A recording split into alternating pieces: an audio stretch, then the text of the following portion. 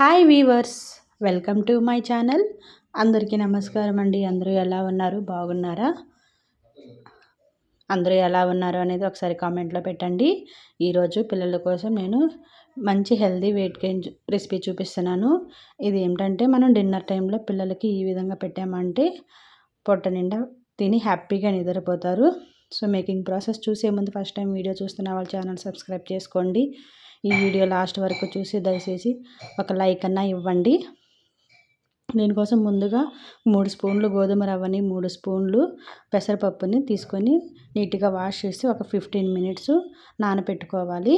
తర్వాత ఒక pressure cooker తీసుకొని దానిలోకి కొంచెం ఆయిల్ వేసి అది బాగా హీట్ అయిన తర్వాత కొంచెం జీలకర్ర, కొంచెం సన్నగా కట్ చేసిన వెల్లుల్లి ఇవన్నీ వేసుకుని ఆయిల్లో మనము ఫ్రై చేసుకోవాలి.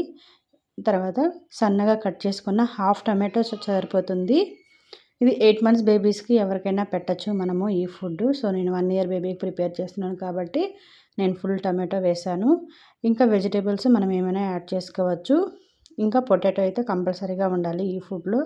పొటాటో పెసరపప్పు వల్ల టేస్ట్ అనేది ఎక్కువ ఉంటుంది.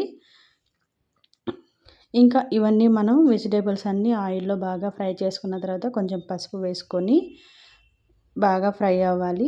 తర్వాత మనం ఆల్రెడీ నానబెట్టుకున్నాం కదా గోధుమ రవ్వ, ఈ పెసరపప్పు, ఇది తీసుకొని మనం దీనిలోకి వేసేసుకొని కొంచెం అటు ఇటు కలిపి 4 పక్కల బాగా కలిసిన తర్వాత కొంచెం సాల్ట్ వేసుకోవాలి. అన్ని రవ్వ పిల్లకి పెడుతున్నాను కాబట్టి నేను కొంచెం సాల్ట్ వేసాను. ఇవన్నీ బాగా కలుపుకొని మూత పెట్టేసి ఒక 3 విజిల్స్ వచ్చాయంటే సరిపోతుంది.